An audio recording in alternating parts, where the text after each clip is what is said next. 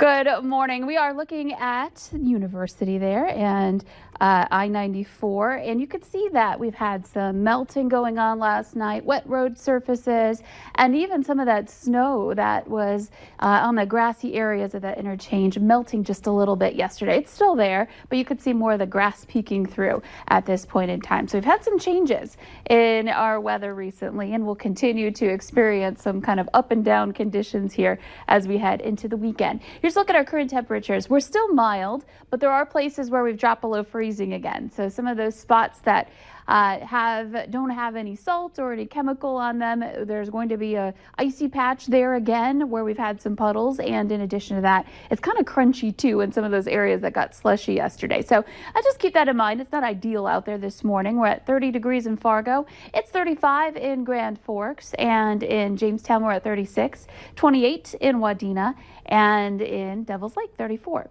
Our wind is pretty light right now. We're looking at wind out of the south for most of us. Out to the west, we're seeing some winds out of the west, and that will gradually continue to happen today. We've got our next system moving in, and when that happens, we see that wind shift from that southerly direction to northwesterly, and that will be happening through the day. So here's a look at your radar and satellite map. You can see that we've got basically Highway 2 area and Highway 281.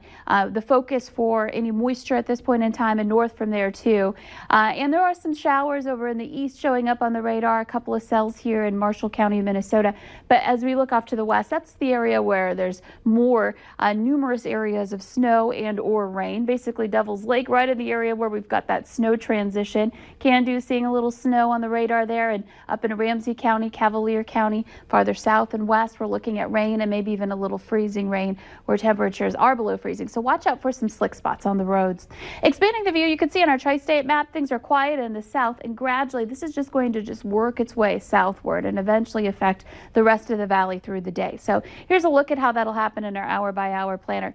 A little bit of snow, a little rain, and maybe a mix in between moving through the valley. By noon, there's a big difference in weather. We've got cloud cover. We've had some snow and rain up north. Temperatures there around the freezing mark. Southern Valley closer to 40 degrees in advance of this system. As we head into the 3 o'clock hour, that colder air really does work its way into the entire valley. So we may see our highest temperature in the Southern Valley today around noon. And then after that, we start to see those numbers drop. That wind picks up, gusting into the 20s to 30 miles per hour. It's now out of the northwest in the evening tonight.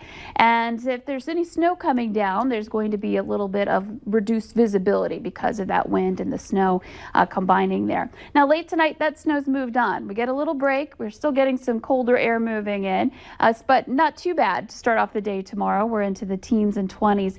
But tomorrow's one of those days where our warmest temperature might be around midnight, and we're looking at those temperatures just kind of sliding through the day here. We've got another system moving in, this one bringing more snow with it, and mainly impacting our western and our southern viewing area. That will be the focus for this one, and the greater chance for snow accumulation the farther south and west you happen to be. So this is 4 o'clock. You could see some snow in the Southern Valley at that point, and eventually this does move on, and our temperature is really plummeting at that point back down into the teens for tomorrow evening.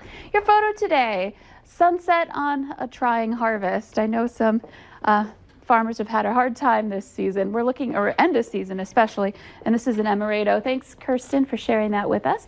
And in your 7-day planner, Saturday going to be pretty cold for tailgaters, a high of only 20 degrees. Sunday a little milder, and next week we just continue to build on that. We're looking at, by the time we get to Wednesday, the potential of being back at 40 degrees. So up and down here, and not so pleasant weather coming up for later today and tomorrow. Light at the end of the tunnel, though. Yeah. I love it. Thank you, Lisa. Coming up on the Valley today, trimming the tree. Abby Furchner joins us live from a Fargo winter wonderland.